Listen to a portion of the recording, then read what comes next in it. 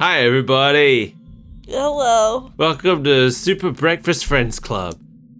The show where we didn't spend the last 20 minutes recording stuff that won't make it in the show. Hey, it's only been 16 and a half minutes. My bad. I'm Mike. I'm not.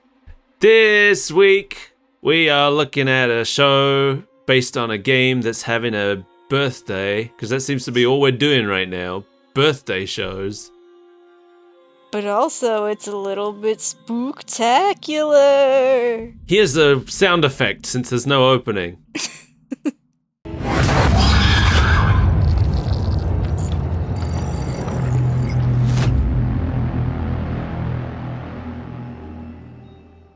So this is a weird one because this is a show based on a video game, but it's a show based on a video game based on a movie.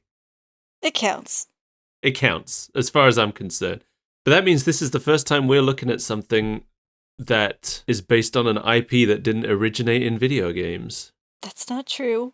You keep trying to pretend that the Simpsons episode didn't happen, but I was there. What are you talking about? The Simpsons is a video game made by Konami. No, which reality am I in?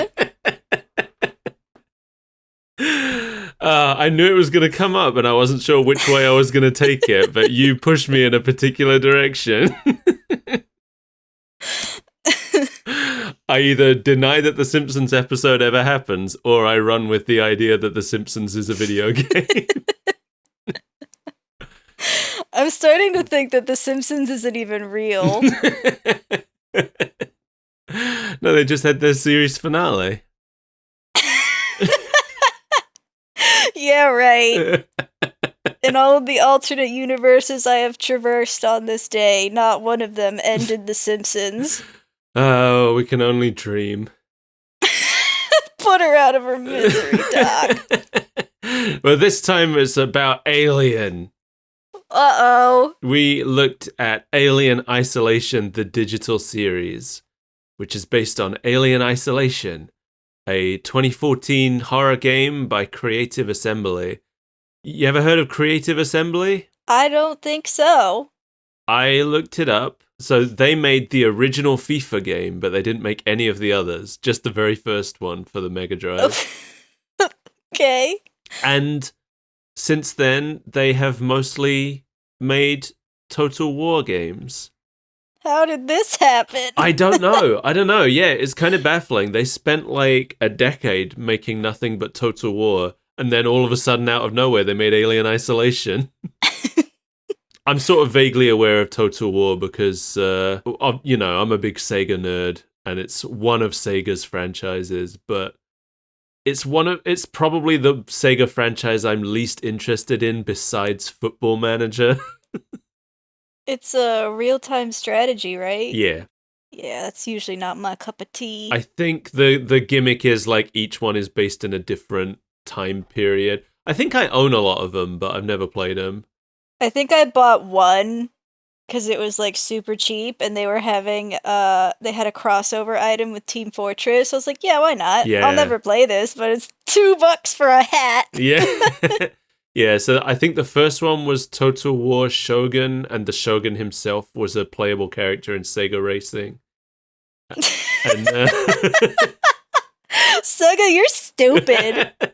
and then there's like Total War Rome and stuff like that. They've done a lot of them. Think they're still going.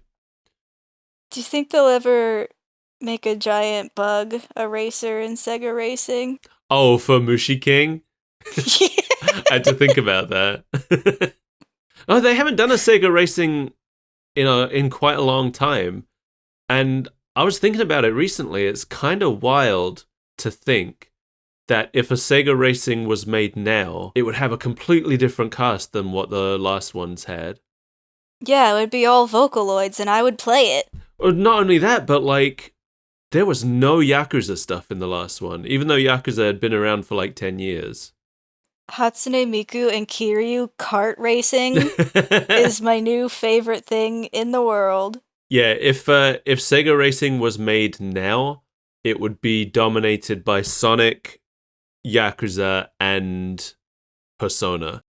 I always forget Persona's a Sega. Yeah, I don't think it was back then, but it is now.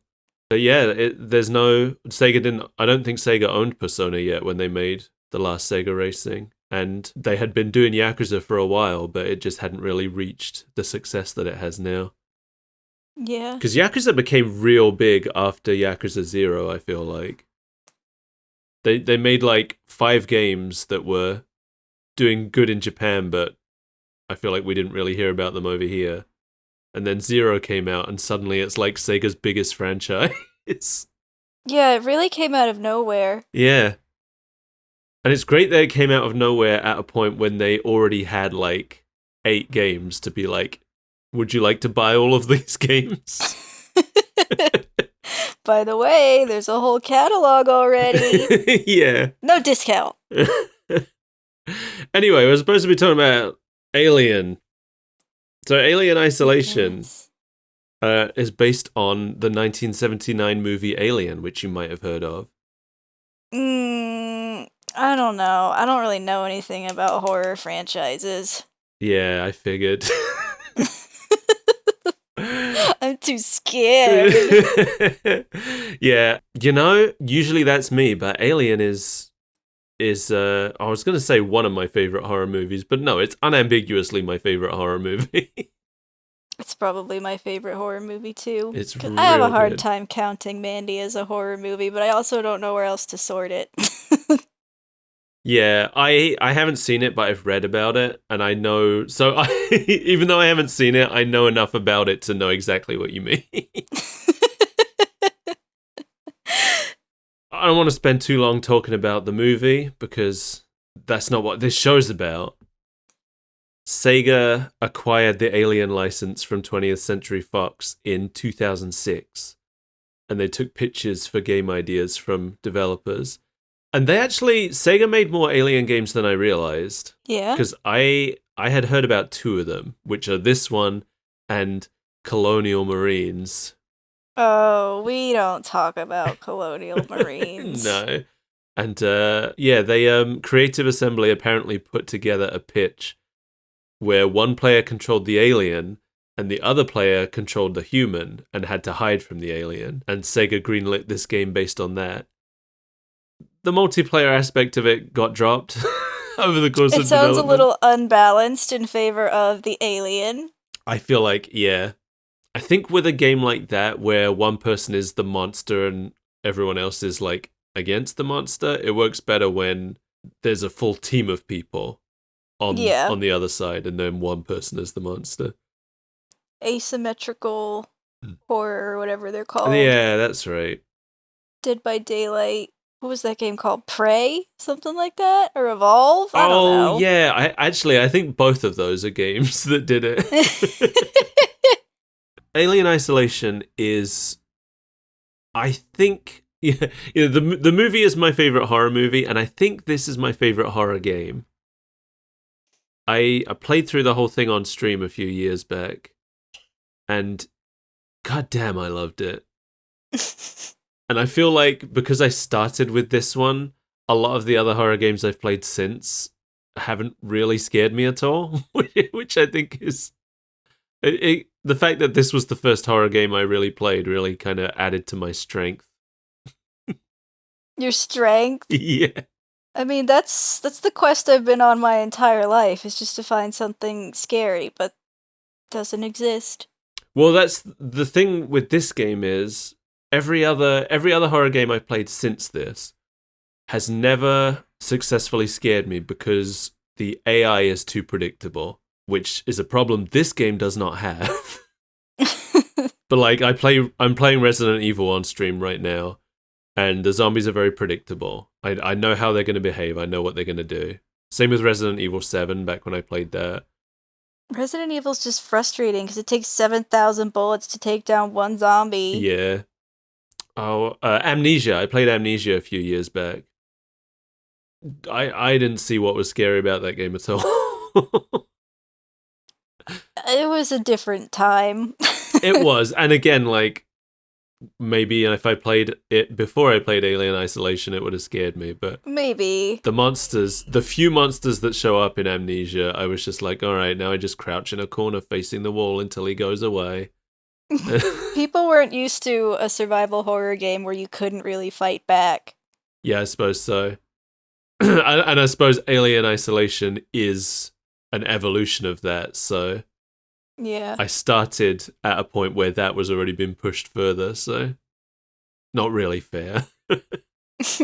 You haven't played Alien Isolation, right? No, I've had it for probably since 2014 and just never played it. Yeah, I think I bought it for you. Nope, other way around. Oh, really? Mm-hmm. Okay. I know you bought me Outlast, which I still haven't played. I really liked Outlast, because it's the same kind of you can't fight back. Yeah. I haven't played A Machine for Pigs. I have played A Machine for Pigs. I didn't think much of it. I've heard people don't like it as much as the first one. Yeah, I thought it was kind of silly. I did think the first Amnesia was better than Machine for Pigs. But, I did get one of my raid alerts on stream from Machine for Pigs. It's the one where a guy goes, "More pig! More pig!" I absolutely broke down laughing when I got to that part of the game, and I had to make it an alert. I mean, I get it. Pig starring Nicolas Cage is a great movie. Oh, I want to see that. It's good. I heard that it's the one of his movies that he wants everybody to see. I love that for him. Because it's a genuinely good movie. Oh yeah, I'm sure. So when Creative Assembly started work on this game, they decided to base it on the original film rather than the 1986 sequel. Good. Right? I feel like every Alien game that's been made up to this point has always been based more heavily on the James Cameron sequel. And that does make sense, because if you're making a video game, that's got more video gamey stuff, the guns and the shooting and yeah, but then it falls into the same problem that the sequels did, where it's an action movie, not a horror movie. Yeah, exactly. So yeah, there's none of that. None of that in this game. No guns. No, you get a flamethrower and that's it. I think you get a bolt gun, but I don't think it's like much use, and you hardly ever find any ammo for it. So right, and it doesn't stop the Xenomorph. Yeah. Oh, I guess you have a handgun as well, but it doesn't do anything to the alien. It's just for taking out robots. There's a lot of robots in the game too. Yeah. They're really cool as well. They're called Working Joes, and they're just like mannequins, walking mannequins. They're really spooky. I've seen them before. They're very spooky. Yeah, they're in a lot of the trailers and stuff. They're in a lot of the marketing. Apparently, Fox sent Creative Assembly 3 terabytes of the original movie's production material. Stuff that had never been seen outside of Fox's studios before. That's insane. Yeah, they got tons of set photos, concept art, like close-up photos of the costume designs and stuff, and a whole library of the original sound effect recordings as well. That's cool. So that's why this game looks and sounds and feels so much like the first movie. After I played the game last time, I rewatched the movie right away, and it's so close. It's like being in the movie. And the soundtrack does a really good job of mimicking the soundtrack of the first movie as well. I love it. I love this game. So the main draw of the game, if you didn't know, is the alien's AI, which is designed with a huge tree of possible behaviors that slowly get unlocked by the player's actions. So it creates the illusion that the alien is learning from fighting you. Because he watches and he learns. Yeah, and it also has a similar thing. We talked about, not on the show, but in our private time, we talked recently about the director in Left 4 Dead. Hate that guy. Yeah. So the director is an AI that just kind of watches what's going on and then sets things up accordingly based on, your situation. And it was a really cool idea. And Alien Isolation also has a director AI. So you've got the alien's AI, which is always running and trying to find you. And then you've got the director AI, which knows where you are and will occasionally send hints to the alien. But if the director judges that you are under too much pressure, it will send false hints to the alien to get it to go away for a while. I think that's really clever. Yeah, that's kind of like the director in Left 4 Dead. Yeah. You have a secret intensity meter, and when it hits max, then it's like, okay, Yeah. we're gonna chill for a second. It's the same thing. They call it the menace meter in Alien Isolation. I actually watched a video recently about the AI in preparation for us doing this episode. AI and Games is the name of the YouTube channel. They actually have done 2 videos about the AI in Alien Isolation, and they're both really interesting, so I recommend them. It's part of a series on AI and games, and the Alien Isolation ones are episode 15 and episode 50. Took a little bit of a break in between. Yeah, they came back to it for an anniversary, I think. But yeah, really, really interesting to watch. And also confirmed something that I think I knew, but I reconfirmed it in my mind, and that is that in the game, when you hear the alien going around in the vents, like sometimes you'll just hear it up in the vents, it really is there. Above you? Yeah, because when I was playing it, I quite often wondered, like, is that actually the alien in the vents, or is that just like random ambient sound to creep me out? No, if you hear something in the vents, that's the alien. It's really there.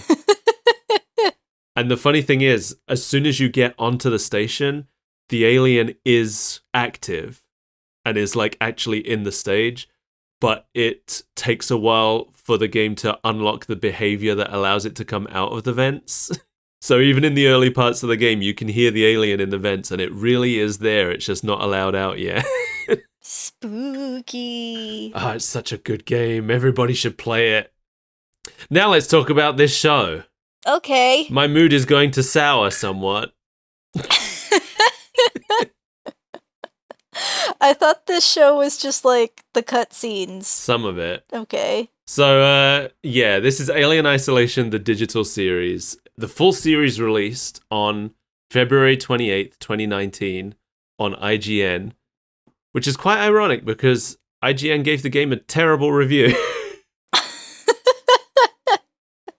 Well, we don't like you, but we will host your show. Yeah, I mean, this was like 5 years later, but when I was watching the show on YouTube, I took a look at some of the comments. Yeah, I need to know more about this review. Well, hang on. Let's look at the comments and then we'll look at the review. I haven't actually looked at the review myself. I just saw what the score was. What's the score? Bad. We'll get to it. Let me read you some of these comments. Sorted by top comments here. Let's read a couple of them. Matt Ting says, "Remember when you guys gave the game a 6 out of 10 and cited that the game was too hard? Well, I certainly haven't forgotten that you guys shafted what was one of the best horror games to come out this generation." That's a bit wordy, Matt Ting, but I get your point. I think he used exactly as many words as he needed to. Next comment. I'm not going to skip any, by the way. Next comment from John Wick, KB5 Jr. "Love how you guys are pretty much responsible for this game's failure. Now you guys are using it to make money. Nice." Aswin Pradeep 9816. "Lol, you guys are a major reason why we don't yet have a sequel." God King 614 says, "The game was too hard for IGN employees. Worst gaming journalism." Okay. Gonzo Hole 86 says, "IGN 5.7. We will never forget." They are all like this. This is just all the comments. Let's have a look at the review. Yeah, I need to know. I don't trust IGN anyway. No, I make my decision based on reading a bunch of different common folk reviews. I don't even do that. I make my decisions based on vibes. I watch the trailer, I look at a couple of screenshots, and I go, yeah, I'm interested. And sometimes I regret a purchase, but you know, at least I regret it on my terms. I mean, I'm making an informed decision. That's no less my terms. Oh, I'm not knocking your... I know, I'm not knocking your way of doing it. I'm just saying. Like, there are so many. I think back a lot on how many of my favorite games I would have missed out on if I listened to the reviews. I mean, that's why you have to get a wide sample size. Oh, yeah, for sure. If you read enough of them, you can kind of glean what you will and won't like about it, and if that's worth it to you. Yeah. Let's see. IGN Alien Isolation review. Thanks to a slick opening that includes nostalgic narration and busted tracking on the VCR visual effects, the first 5 minutes of Alien Isolation are far and away better than any piece of last year's dreadfully disappointing Aliens Colonial Marines. But by the end of the 15 to 20, and then there's an exclamation mark in parentheses, hours I spent with the Mano E Xenomorph survival horror show, I wish I'd stopped after the first half dozen. That's not to say Isolation is anywhere near as bad as Colonial Marines, but its crime is equally egregious. It is a great idea that, in practice, not only wears out its welcome, but drags on so long that it almost completely erases any trace of the fun I once had. I'm gonna disrespectfully disagree. I mean, he's probably the type of person that plays it assuming that you can fight back and refuses to adapt a strategy, so just keeps getting killed over and over. Yeah. Considering this is a survival horror game, it takes a bit longer than I expected for the alien to show up and cause trouble. That, I like that. That builds the atmosphere. Yeah, the tension building. I think that's good. It's like Dead Space doesn't start off throwing whatever they're called at you. Yeah. You have to go through like a whole thing before it launches them because it builds tension. Yeah. Alien Isolation seemed like the perfect Alien game on paper, and for the first handful of hours it even seems to deliver on its promise on the strength of its outstanding art and sound that faithfully recreates the ambience of the classic horror film. Instead, what was the great xenomorphic hope ends in another disappointment for a license loaded with interactive entertainment potential. It's a shame that Isolation doesn't track stats, because I'd be curious to know how many of its roughly 15 to 20 hours I spent hiding in lockers staring at the motion tracker. And most of all, how many hundreds of times I died without a chance to save myself. I already see why this guy didn't like it. He's bad at it. That's what I gleaned from the comments section, yeah. Okay, so here's the thing. It sounds like this guy basically just spent a long time hiding in lockers waiting for the alien to go away. That's not how you play this game. The alien doesn't go away that much. No. Hiding in the locker is something you're supposed to do when you are cornered and the alien is coming into the room, and the only way to evade it is to hide somewhere. But otherwise, you are supposed to be pushing forward while the alien is stalking you. You're just supposed to be going from hiding spot to hiding spot. Right. If you're just going to sit in the locker looking at the motion tracker, yeah, you're just going to sit in the locker looking at the motion tracker. Until it opens the door. Yeah, like hundreds of times they died without a chance to save themselves. If the alien's seen you, you've already had your chance to save yourself and you've failed. Right. That's like kind of the point of the game. Until you get the flamethrower. Then once you have the flamethrower, then you are able to like scare it off for a little bit because the aliens are afraid of fire. But nah, he just wasn't playing it right. I figured this out, and I'm a weenie baby man. It's true. But I do play a lot of Metal Gear Solid, so maybe I'm more used to stealth. That's also true. I'm pretty good at stealth. You know, when the stealth is good. I would think if you're being hired to be a video game reviewer, they expect that you've played Metal Gear Solid. Like, that's one of the prerequisites. IGN, I have a history with IGN. I have a history of them giving bad reviews to games that I dearly loved. And I feel like they're just not very good at giving games to the people who are going to understand them. Right. You need to have a horror guy, and you need to have a mascot platformer guy. And you don't want crossover between those people. Cross-contamination. I remember the wildest thing to me. I mean, there's that, there's the famous Pokemon Ruby and Sapphire 7 review. out of 10, too much water. Yeah. Which was a really dumb review. But for me, the biggest sign that something was weird with IGN was Sonic Unleashed. There are two versions of Sonic Unleashed, right? And they're basically two completely different games. There's what was at the time the next-gen version, which released for Xbox 360 and PS3. And then there was the kind of SD version, which came out for Wii and I think for PS2 as well. The Wii version sucks.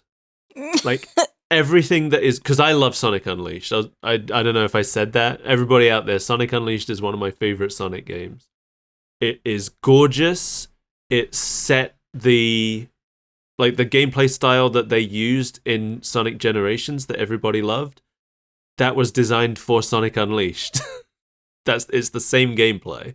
The Wii version doesn't have that gameplay. The daytime stages, which are the best parts of Sonic Unleashed, they're instead kind of like, they felt more like Mario Kart courses, and not in a good way. Okay. Everything that was unique and fresh and cool and fun about Sonic Unleashed was missing from the Wii version. IGN gave the HD version a pretty terrible score, and then gave the Wii version a better score than that. Okay. And that there is no universe where that makes any sense to me, because the Wii version is just a worse version of the... Just objectively worse. Yeah. And it's like missing a ton of the content.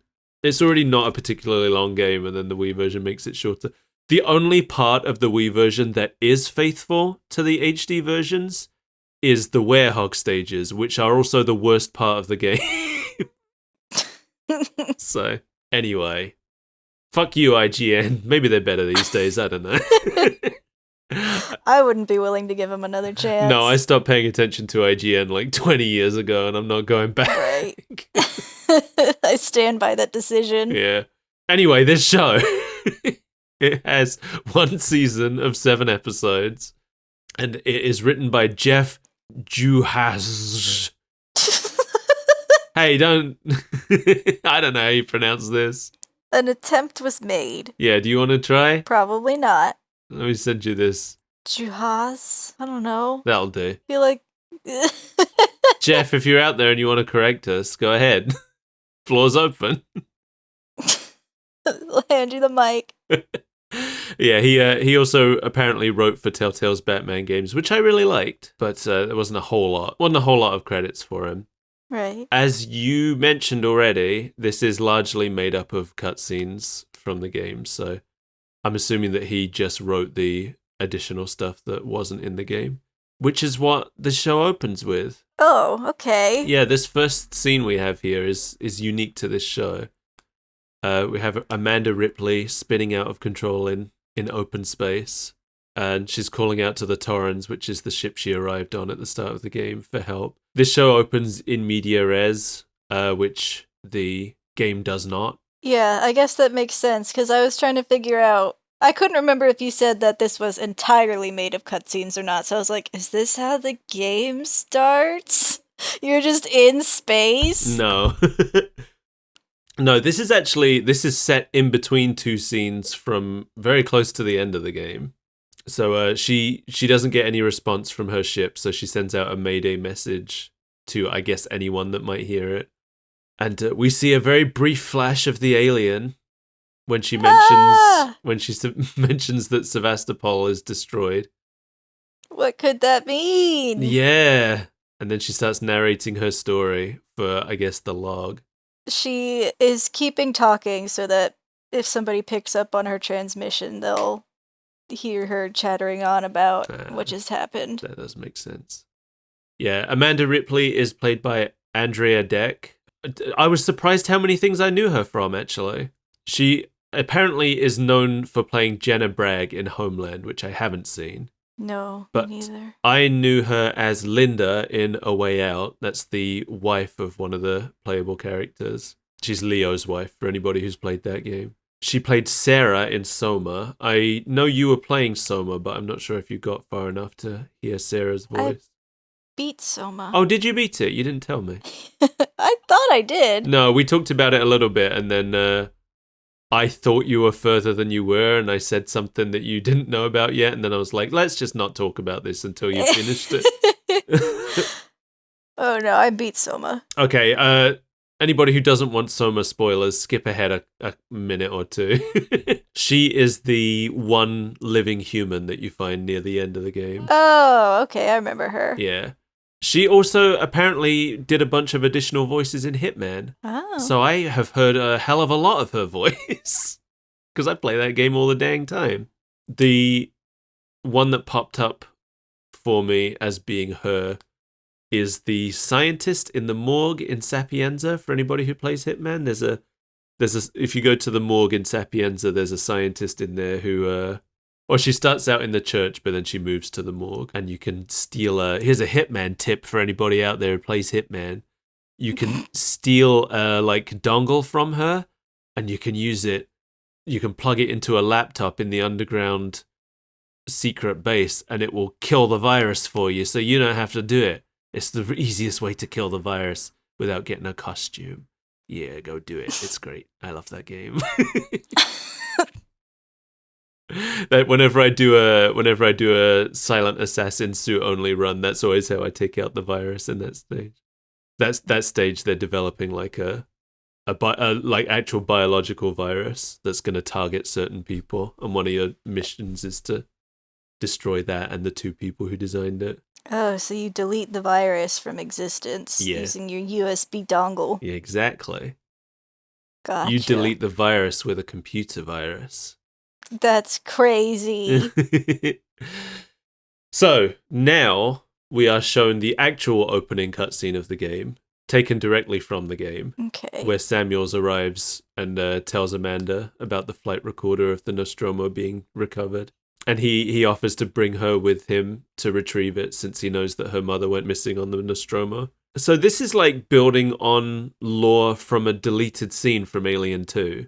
A deleted scene from Aliens 2? Aliens. Yeah, I guess it's just called Aliens, huh? I always forget that. Yeah, I think everybody pretty much knows about that deleted scene, to the point where I keep forgetting it even was a deleted scene. Okay, there's a deleted scene where Ellen Ripley, the main character of Alien and Aliens, and Alien 3, and Alien Resurrection.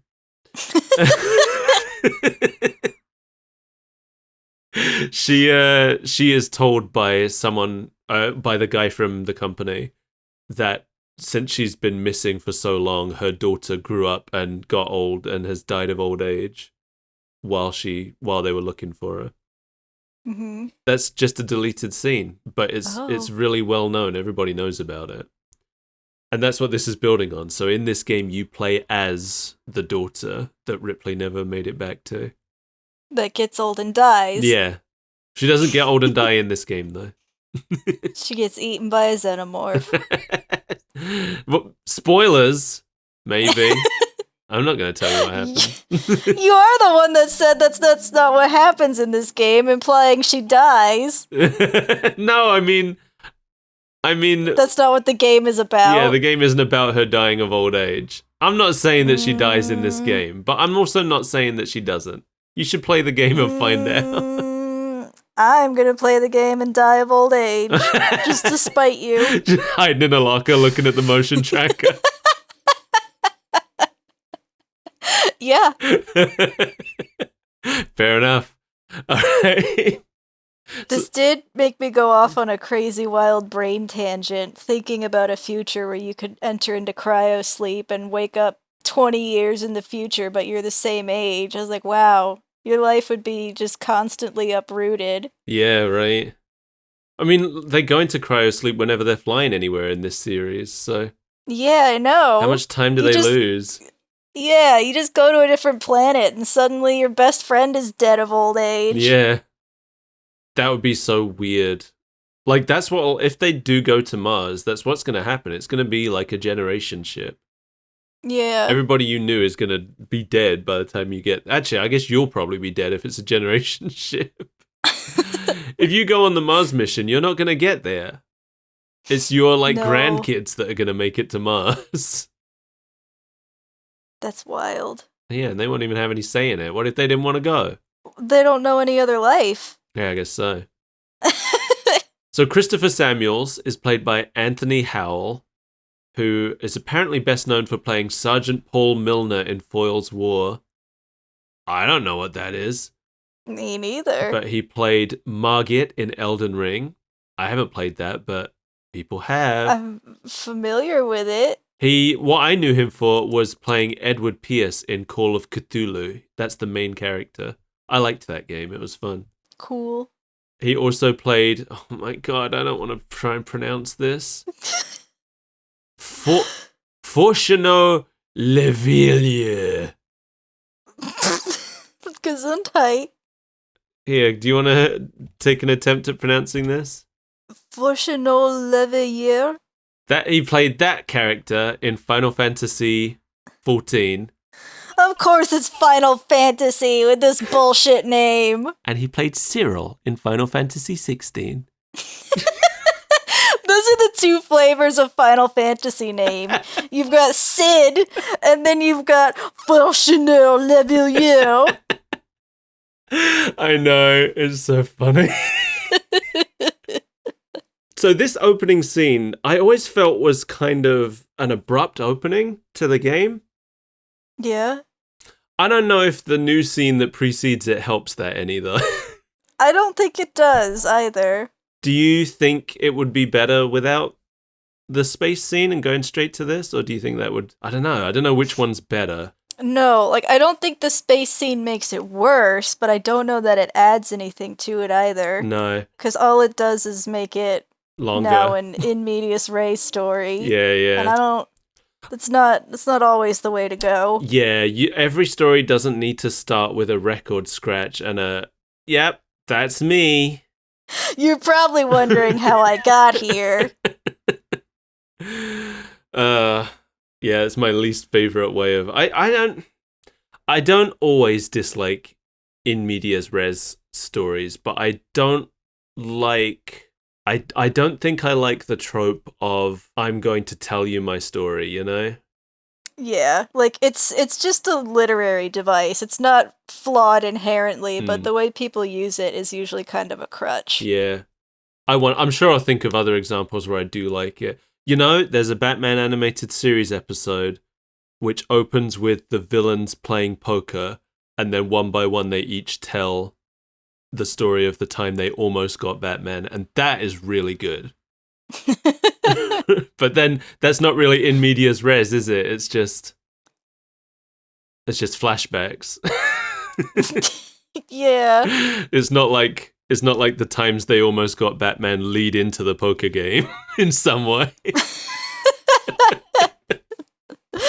But then I had to leave to come to this poker game. And that's why I almost got him.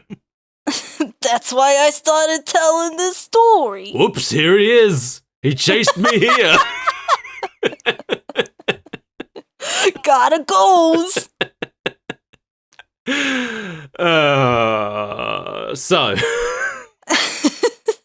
So they're going to Sevastopol, which is a supply depot spaceport station thing.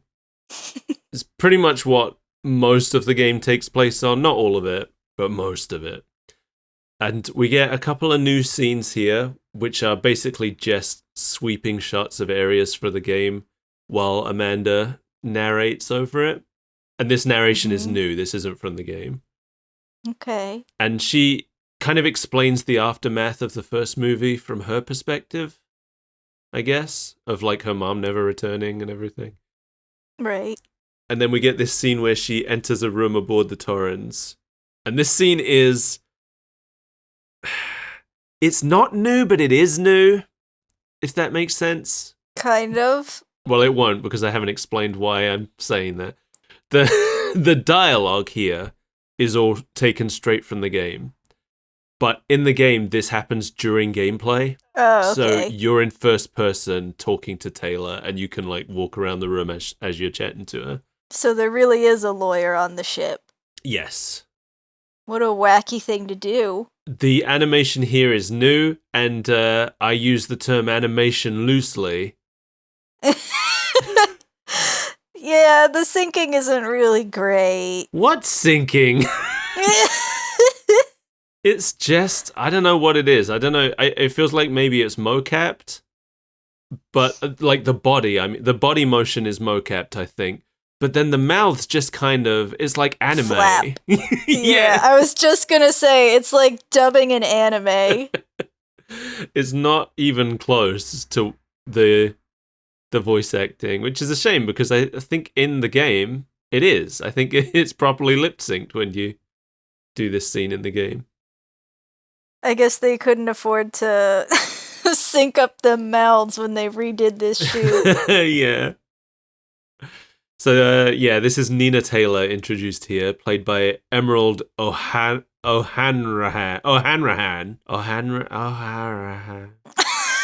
She's mostly a radio actor. Apparently, she's best known as Emma Grundy in The Archers, which is a very long-running, I guess it's a radio soap opera in the UK. For some reason, I didn't think those still existed. I think it's still going. It was definitely still going when I was at college, because that's how I first heard of it. Because we were doing a class in, like, radio editing, basically, editing sound. They were like, we're going to give you an example that everybody knows very well, and then they gave us an episode of The Archers to edit, and I was like, what the hell is this? I never heard of this in my life. A radio soap opera? The radio? That's the thing I turn off when my mom falls asleep. You're not that young. You're not a zoomer. I never really used the radio, though. I mean, I had a radio, but I only ever used...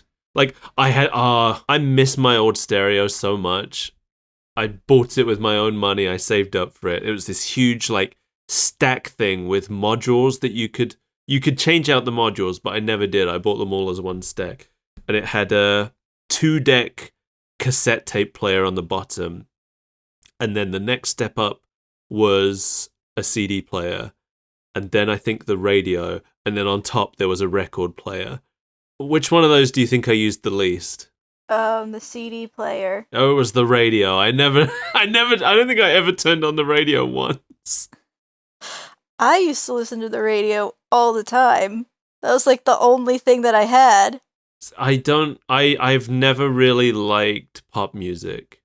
Whatever. There are other stations. Not so much. I mean, like, I don't know. There's probably a lot of stations that I just never discovered, but the stations I knew of here, my choices were pop music, talk radio, or classical, basically.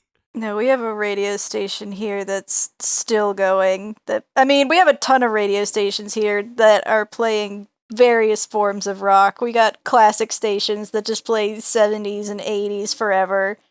And then the one that I used to listen to is still basically playing the same songs, but every now and then they'll add something from this decade. Right.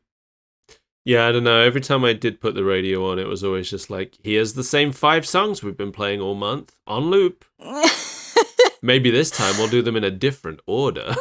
Every now and then I would put on a more popular station because I don't listen to popular music, and it just made me feel marginally connected. And then I'd be like, that's enough for a little while. Back to listening to the same songs on a loop, but ones that I chose. There's pop songs that I do like, but I need them to go out of fashion before I can decide if I like them or not. So, like, I'll never like a pop song while it's on the radio all the time. But once it goes off the radio and then I have time to, like, live with not hearing it all the time, then I can decide whether I liked it or not. No, I will unashamedly just get pop songs stuck in my head. And, like, you can't tell me that Call Me Maybe was not a jam when it was on the radio. No, I didn't have a problem with Call Me Maybe.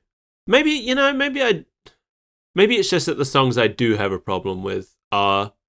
My problem is big enough that I won't sit through them to hear the ones I do like. I liked Bop, even at the time. That came out 50 years ago. Hey. Grandpa. Hey, it was a good song. You can't tell me that's a bad song. I don't know that I could tell you it's a good song either. It's a song, that's for sure. What else did I like? I liked C'est La Vie. I just don't like pop music that much. But every now and then there's one where I'm like, that one's catchy. I like pop music. Okay. I like the Spice Girls, actually, when they were new. Listing things from the 90s. That's when I was a kid. Right, I forgot we stopped hearing music after the age of 12. I stopped listening. All right, what about when I was a teenager? I like Evanescence. That's not pop. It was. It was here. It's popular, but it doesn't That's what constitute pop music. That's what pop stands for. Is popular music. You're being willfully ignorant at this point. No, I'm not. It's a pop song. Pop is a separate genre. Like, yes, it means popular, but like bubblegum pop, that's a genre. It's a specific type of music. I don't know. I guess I think of pop music as popular music. I don't know. It was on the radio all the time. It was on the pop stations all the time. Maybe it was different here, though. Maybe we had a different top 10. I don't know. Maybe we had a different Evanescence. No, but we had the pop version. Maybe that song was less mainstream in America, is what I mean. I mean, it was on the radio all the time here. I just don't consider it pop music. I do. Sorry, Evanescence. Yeah, let's see what Wikipedia says. Genres: alternative metal, gothic rock, hard rock, industrial rock, symphonic metal, nu metal. Yeah, I don't know. I guess I don't think of those things as, like, inherently separate from pop. Like, I don't know, what's pop? What is pop music? Yeah, what's a pop song? Call Me Maybe? And who? That's a pop song. Who is that? Who did that? Carly Rae Jepsen. All right, well, it does say pop, but it also says disco and rock and folk. Do you see nu metal or gothic metal on there? No. Well, whatever. I'm talking about, like, top 10 hits. I guess maybe I'm not even talking about pop music. Because if you just mean, like that style of music, I love bubblegum pop. It's, like, some of my favorite stuff. But I guess what I mean is more, like, top 10. I guess I mean I don't like top 10 stuff. I don't like it because it's popular. I mean, I have gotten over that somewhat as I've gotten older, but that definitely was a thing for a long time in my life. I mean, I'm not saying that I am immune to that type of thought. I was an N-log. I mean, it's what kept us both from playing Undertale for such a long time, right? Yes and no. Like, it's not because Undertale is popular. It's because the fans. Well, yeah, but sorry, Undertale fans, but you drive me crazy. I kind of feel like that's a similar thing, though. It's at least a related thought. It's a parallel thought for sure, but I would argue there's nuance. Yeah, no. The more popular something is, the more annoying fans there are going to be of it. Just because you have a larger sample size at that point. I get it. I'm not arguing. Oh, I know. I'm just saying. Rein in your fan base, you crazies. So anyway, Nina Taylor. Nina Taylor is a legal executive at Weyland-Yutani, and she's headed out here to reclaim the Nostromo flight recorder to advance her career. Yeah, you're right. It is kind of weird that they sent a lawyer out, but I guess at this point, like, this is just, they're just going to pick up some paperwork. They don't know anything's up. No, I get that, but it feels like a lot of effort to send this person into cryogenic sleep just to have her go, like, look at some rubble and then report back. I mean, what were they doing? In the first movie, what were they doing? Because they were basically just grunts, right? I can't remember what their actual job was. Haven't you watched it, like, within a month? Yeah. I haven't watched it in, like, 10 years. Yeah. Why are you asking me? Oh, you're smarter than I am. More likely to have taken it in. They were not miners, but, like, something to do with, like, resource retrieval, right? That's what I feel like, yeah. They were definitely laborers of some kind. But yeah, they were all in cryosleep, so I don't know. I think cryosleep is just something that everybody does in this world. I guess, but like it makes more sense if you're going somewhere to like mine it for resources than to just send some pencil pusher to do what? File a report? Well, the thing is, the company knew about the alien. The company wanted the alien. Right. They rerouted the Nostromo to the derelict specifically to get the alien and to bring it back at the expense of the crew. Right. And this flight recorder is possibly the evidence. So okay. I could see why they might send a lawyer out to be like, everybody has to sign these NDAs to say that they, you know, because who knows who's listened to what's on that flight recorder. Right. So maybe they sent her out specifically just to kind of be like, listen, if any of you say a word about this, we're going to bury you in paperwork for the rest of your life. I did forget that there are a lot of company men trying to shut this up. Yeah. That's a thing in the new movie, too. Right. Yeah, because I think the new movie is set around the same time as this. Did you know that the new movie treats Alien Isolation as canon? Yes, I did know that. I read a thing about it the other day. It's I think that's really interesting. I don't know a whole lot about it, but when we were standing outside the movie theater talking about Alien Isolation, some random guy walked by and he said that they use like the save points from Alien Isolation in the movie. Yeah. I was like, huh, well, I don't know what the save points are, but I'll take your word for it. Yeah, they're these emergency phones. I read an interview with I want to say the director, and he said that in the movie, because in the game, whenever you come across one of those emergency phones, that's where you save your game, and it means that you're probably coming into an area that's really dangerous. Right. So they deliberately inserted those phones in scenes preceding scenes where bad stuff happens. Okay. So I thought that was really interesting. We're coming into this new era of tie-in media being treated with more importance than it ever has. Right. It's because everybody is listening to our show and realizing how important it is. Yeah. As I smack my microphone with my hand.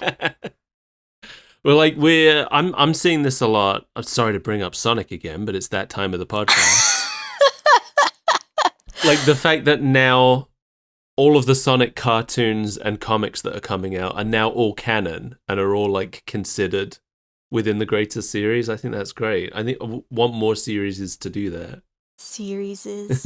I haven't seen the new Ghostbusters movies, but I hope that they treat the game as canon at least. I don't know if they do, but because the game was basically intended as a Ghostbusters 3, and it was a reunion of all the cast and the writers and everything. So I forgot that part. Yeah. Didn't that just get like re-released or something? Yeah, they did a remake of it. I haven't played it, but I assume it's still good. I loved that game. It was really good. Yeah, I remember you being obsessed with it when it came out. Yeah, it's very, as a Ghostbusters fan, in the same way that the Batman Arkham games were, it does a really good job of, instead of taking the license and cramming it into a game, it did a really good job of building the game around the license. Right. And yeah, the Batman Arkham games did that really well. The Ghostbusters game does that really well, and this does it really well. And I think that's the way to approach a licensed game. That's why so many licensed games were just trash garbage when we were growing up. Because they were just taking a game and just pasting the license on it. So the game, like a lot of the time, it's nothing to do with, you know, you would buy like a Back to the Future game and it's just a platformer. It's like, right. All right, yeah, because Marty does so much jumping around. At least he's not going back in time and fighting dinosaurs. Hey, I'm pretty sure that was a film set, although the dinosaurs were real. We are referring to the Super Nintendo Home Improvement game, for anyone who doesn't know. And how could you not? It's a much better way when you make the game from the ground up, looking at it and being like, how do we make a game out of this instead of how do we fit this around our game? Yeah. Speaking of Back to the Future, Telltale did that Back to the Future game years ago. I really liked it. It was really good. It was like a point and click, the kind of games Telltale made back then. Like a very kind of like the old LucasArts games. And then when I rewatched Back to the Future after playing that game, I noticed that in the movies, Marty does pretty much constantly just like pick up stuff that doesn't seem important and keep it. So it's like the movies kind of are a point-and-click adventure game playing out on the big screen. You never know when you're going to need this pencil. Yeah, because there are so many times in the movies where he pulls out something that he randomly kept from way earlier in the movie for no reason. And now he's using it to solve a puzzle. In the second movie, he sits down in Biff's office, in Biff's like penthouse tower thing, to talk to him, to try and find out where the almanac is. And for no reason, he just like picks up a book of matches off of Biff's desk and he looks at it and then he puts it in his pocket. And then at the end of the movie, that's what he uses to burn the almanac. It's like, why did he even take that? There's no reason that he would have thought he needed a book of matches in that moment. He was just doing some point and click. Because it was in the foreground. Yeah. It was a selectable item, so you have to pick it up. It clearly wasn't part of the matte painting. I was gonna say that, but I was like, does that work if we're talking about a video game? Oh yeah, the LucasArts adventure games had actual paintings as the backgrounds. They were just all pixelized. I've seen some of the original paintings from the backgrounds of Day of the Tentacle. They're freaking gorgeous. Where were we? What's happening? We're on the spaceship with the lawyer. That's right. Oh, there's some stuff that they skip over here. In the game, this conversation you have with Taylor, they also talk a little bit about Samuels. And then you can also go and have a conversation with Samuels too. But they skipped over all of that, which I thought was interesting because there's some foreshadowing in those conversations that we don't get here in the show. We don't have time for foreshadowing. Launch him into space. Yeah, so they get called to the bridge by the captain, and we get some more new narration from Ripley as we get some outer shots of the ship. I don't think you really see the ship from the outside that much in the game. I couldn't have told you what it looked like. A ship, presumably. Yeah. I mean, I guess you see it outside of a window at one point that I can think of, but the narration here, she explains her history with the company a little bit and how they basically funded her entire life after her mother went missing. Ooh, sorry about your whole mom disappearing thing. Let's send you to college. Yeah, I felt like this narration actually gives some important context that I don't think the game gives you.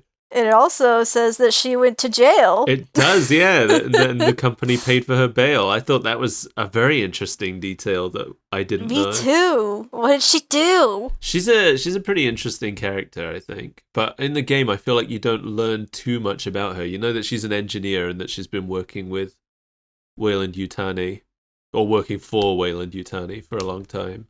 And we know that she's been looking for her mother ever since she went missing, but that's all we really know. Right. Now we're on the bridge for some more in-game dialogue with some new and terrible animation. It was bad. It's very bad. But this is where we meet Diane Verlaine, played by Jane Perry. Jane Perry is the current voice of Diana Burnwood in the Hitman series. That is Agent 47's handler. His handler, his serious handler. Anytime you're on a mission, every now and then, Diana will pipe up and be like, oh, look at this, 47. There's something over there that you should check out. Pick up that knife. You might stab a man with it. And she's that voice, so I know her very well for that. She also played Celine, the protagonist in Returnal, a game which Joe likes a lot. I've only seen bits of him playing it. It kind of looked like a Metroid. I don't know that I know anything about it. No, I don't really know anything about it other than having watched Joe play it a few times.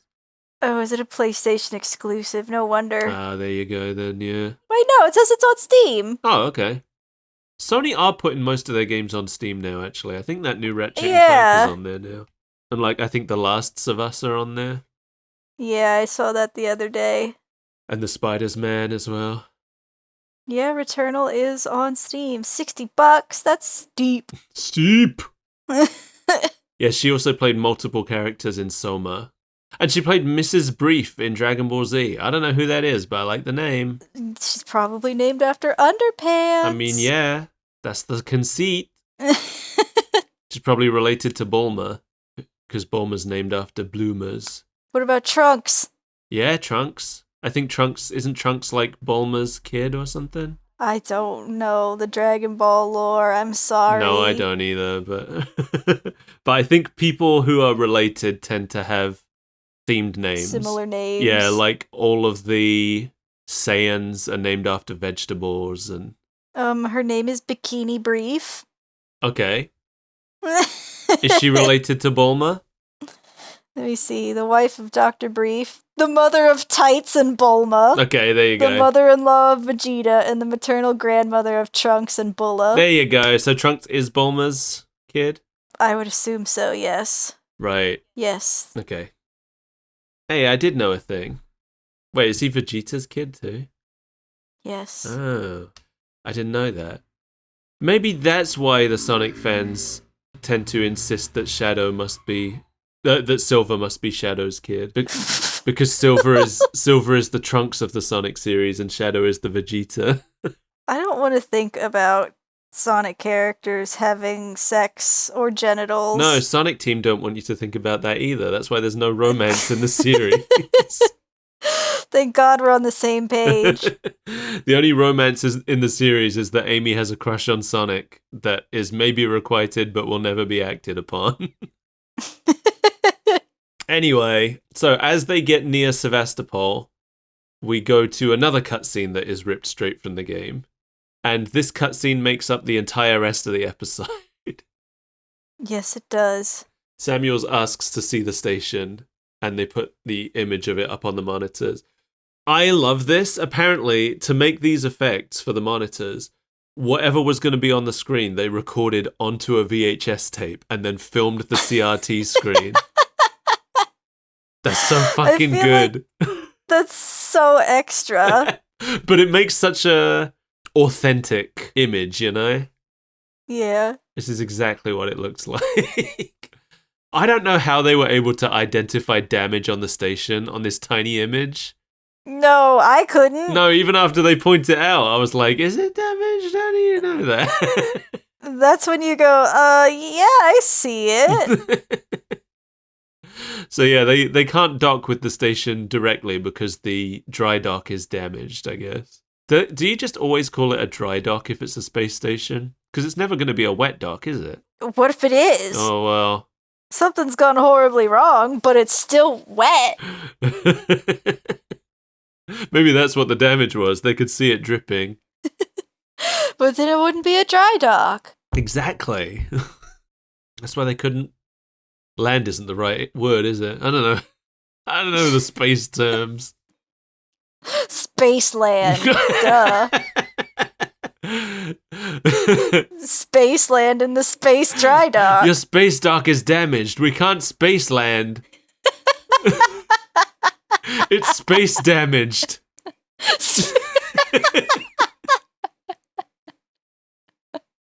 We're gonna have to make a space U-turn.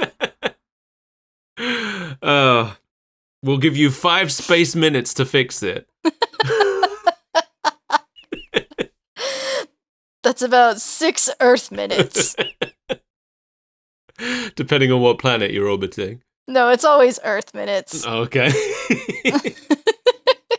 Yeah, I think about that a lot. Whenever I watch anything set in space and they talk about time, and I'm like, how the fuck are you measuring time? Like, our measure of time is based on Earth's solar cycle. As soon as you get off Earth, that's meaningless now. I don't know why, but that just made me think of one of my favorite incredible translations, which is it was on like a t-shirt for Alien. Obviously not an officially branded alien t-shirt, but it just says, "In space. No one can hear you in space." And it's my favorite ever. So, Verlaine calls Sevastopol, and I guess she's like, "Hey, do you know your dry dock is damaged?" And she gets a very distorted message back. This waits Colonial Marshal about Ball State. Serious situation. Hello, Marshal? Marshal, this is the Torrens. Say again?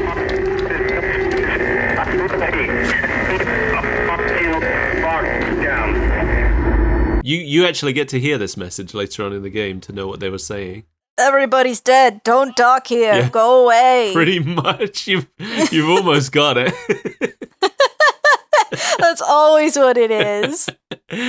So, not knowing what the message said, Verlaine sets up Ripley, Taylor, and Samuels in spacesuits so they can do a spacewalk over to the station. Over to the space station. Yeah. She tells them that she can only keep the ship there for 24 hours, so if she doesn't hear back from them before then, she's just going to leave, I guess. I feel like they reused that in Alien Romulus, where it's like, we have a time limit, we can only be here for so long. I feel like it's not necessary here. Yeah. I guess it's there to give you, like, a time limit to get back, but it feels like you don't really need a time limit to get back because all the tension is created by that alien chasing you. That's how I felt about it. I guess it came about, it actually had a point in the movie. Because, like, the ship that they were, or the station that they were docking onto was actually going to crash into the rings of the planet. Right. And then that does actually happen in the movie. Okay. But still, all the tension is from the aliens. Yeah, there's other things in the game as well that give tension. I don't want to give them away, but I don't really feel like this 24-hour time limit was unnecessary. None of the tension in the game comes from that. There's no point where I was like, man, I've got to get back. I've only got 4 hours. So Taylor's all afraid about doing the spacewalk because she's just a lawyer. She was just taking the space bus to the space station. I thought that was going to keep going. Yeah, it was, but then it stopped. And then as they're doing their spacewalk over to the station, it just starts exploding. Yeah, real sudden. Yeah. And they end up all separated. Ripley's calling out for her friends, but she doesn't get any response. Well, friends is not the right word, but you know. I need to know if they have already died. Do you actually want me to tell you? Or do you want to play the game? No, maybe not. Yeah, you need to play the game. I know I do, but that means I have to sit down and play a video game. I know. Sometimes you're really good at it. It's just you do it in bursts. That's the problem. If I don't get it completed within a certain window, then I never go back. So yeah, Ripley is outside the station. She's outside an airlock. By, I think, pure coincidence that she ended up next to an airlock. That was just luck. Yeah. Because if she floated out into space, then we don't get a video game. Exactly. She enters the station through the emergency airlock, and that's the end of the episode. Nothing really happened yet. No, but we beat the game. We're in the ship. We win. It's over. That was the final boss. That was the only objective. This game is a walking simulator. So, yeah, it's the end of the episode. What did you think? Not much. There's not much They to think didn't show about. us anything. No, not really. I checked ahead to see where the next episode ends. Because this, I thought, as someone who's played the game, I thought, whoa, what a stupid stopping point. Yes. Episode 2 takes the story through up until the first appearance of the alien, which is a way better place to leave off. Yes. I don't know why they chose to make it 7 10-minute episodes when it could have been 4 20-minute ones. I don't know. I was thinking maybe it was for like a staggered release, so they could release it over like a full week or something. But they didn't do that. They released the whole show in one day, so... I guess there's nothing stopping you from continuing, but also if I had no knowledge of the game and that was my first episode, I don't know if I'd want to. No, they should have kept it going up until where episode 2 ends. Where episode 2 ends is good. I checked. It has a good cliffhanger ending. Mm-hmm. This is just dumb. It hasn't put enough of the game's world in our heads for us to care. No. All of the parts of this show that I liked were the parts that were ripped directly from the game. The parts ripped from the game look great. That's because the game looks great. Right. I did think that the narration that Ripley does, which was new, adds some interesting context for some of the stuff, like learning about her past and things. But personally... Ultimately, does it matter? No. Personally, I'm going to recommend anybody play the game rather than watch this. Unless you are not a fan of scary games. Even then, if you aren't a fan of scary games, go find a good playthrough of the game and watch that. Markiplier did a good one. He's an idiot, but... But everybody knows that. I watched his playthrough of it in preparation for this, rather than play through the game again myself. He, forgets really early on about hiding in lockers, and he just never does it again. It's really funny. What? What a dum-dum. Yeah. It's pure himbo playthroughs. And I'm there for that. Should rebrand Himbo Gaming. I'm surprised he hasn't. Maybe he has used himbo for himself at some point. But he should embrace that. That's what he is. There's nothing wrong with being a himbo. Some of my favorite characters are himbos, Mel. Kronk. Everybody loves Kronk. Launchpad McQuack. He's from DuckTales. No. I thought he was a Teenage Mutant Ninja Turtle. Are the turtles himbos? They might all be himbos. No, Leonardo isn't. One. Yeah, Leonardo's the only one who's not a himbo. Knuckles. I do love Knuckles. Yeah, he's definitely himbo material. I guess we're done. That's our himbo list. Well, I meant with the episode, but I think we forgot to say it, but happy spooky month, everybody. Yeah. We're gonna watch some more spooky things. I don't know. What if it's scary? What if it's too scary for you? Yeah. I'll try and find you one that's not scary. Okay. I don't know if I trust you to find one sufficiently not scary enough. Our next episode. Everybody watch out and see what the answer is. Because it's going to be the sufficiently not scary episode for Weenie Baby Mel. We already have the next episode planned, don't we? No, we don't. I thought we did. We've got the last Halloween episode planned. Oh, right. I haven't actually picked out the next 2 episodes before that, because there's 4 weeks it's 4 weeks in October this year. And I know what we're doing for the last one, but beyond that, I don't have a clue. So if anybody has any suggestions... Not too scary. Yeah, you don't want to frighten Mel. I'm very delicate. We haven't actually concluded this episode yet. Oh, that's right. Thanks for joining us, everybody. Forgot you were here. We haven't just been rambling to ourselves for 10 minutes with stuff that we can't even include in the show or on the Patreon. Secret. We've been too busy talking about behind the scenes things that we can't tell you about yet. Because they're secret. We would have spoiled the entire rest of the year of the show if we included what we just said. Basically, there's so many anniversaries. Yeah, we basically just listed every week what we're gonna do for the rest of the year. I didn't even think about the fact that we were recording it. Don't let that accidentally slip into the episode. Oh, no. Oh. Der Lord des Untergangs. Sorry, Untergangs is now following us on Patreon. Oh. We've got a lot of free members now. Talked about this before. We should maybe make some more free content. Free members, more like freeloaders. Speaking of which, thank you to our club VIPs, Mark Kelly and Jamie Core. Thanks, Fred. We appreciate everything that you do for us. Especially when you gently sing to us as we fall asleep. That's my favorite. What's your favorite song? Mine too. When they cover Raining Blood by Slayer.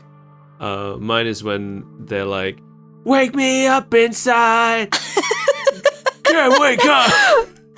Oh, the bubblegum pop hit from Evanescence? Yeah, it's my favorite pop song. I used to hear that song every day when I was cleaning toilets. What a message to receive while you're wrist deep in a toilet. I did not have fun jobs during high school. If you'd like to join Mark Kelly and Jamie Core in singing gentle songs to us while we attempt to sleep, please head to patreon.com/superbreakfastfriendsclub, where you absolutely cannot do that, but you can give us some money. Cannot and should not, because we don't sleep well, and if you wake us with your gentle song, you will incur our wrath. You will be defenestrated. I live on the first floor. Hey, over here, that means you live one floor up. Which is where I live. So you probably won't die, but you will get a nasty bump. Yeah, be like that Batman scene where the guy's like, from this height, the fall won't kill me. And Batman's like, I know. I haven't seen that movie in like 10 years at least. The one where Batman throws a man out of a window? No, he drops him off a roof. Oh, okay. That's the movie where I could never understand what Batman was saying. Because he just barks the whole time? Yeah, and he's like... and like, if I'm being interrogated by this guy, I'm like, I want to tell you, I just don't know what you're asking me. I'm Skull Pirate Mike, and you can find me at various places on the internet. Blue Sky is where I hang out the most right now. And Twitch. Probably Twitch more. I'm Mel. Don't come looking for me, because I'm in my bed, and I don't want you in my room.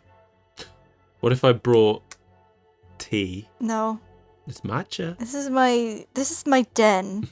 Well, This is my cave. I'm just gonna leave it outside, and whatever happens, happens. Bye!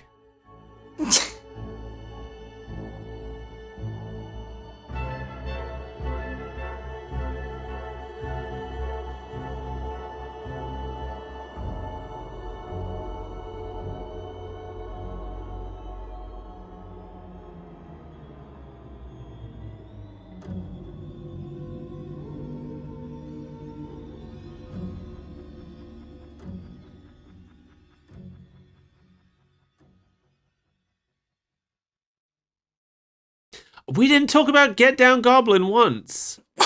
No, it completely slipped my mind until now. We literally started this episode saying that it's the perfect time for us to talk about Get Down Goblin, and then we never mentioned Get Down Goblin. Well, we've done it now. Get down, Goblin. Get Down Goblin. Are you singing it to the Jungle Boogie song? I guess I am.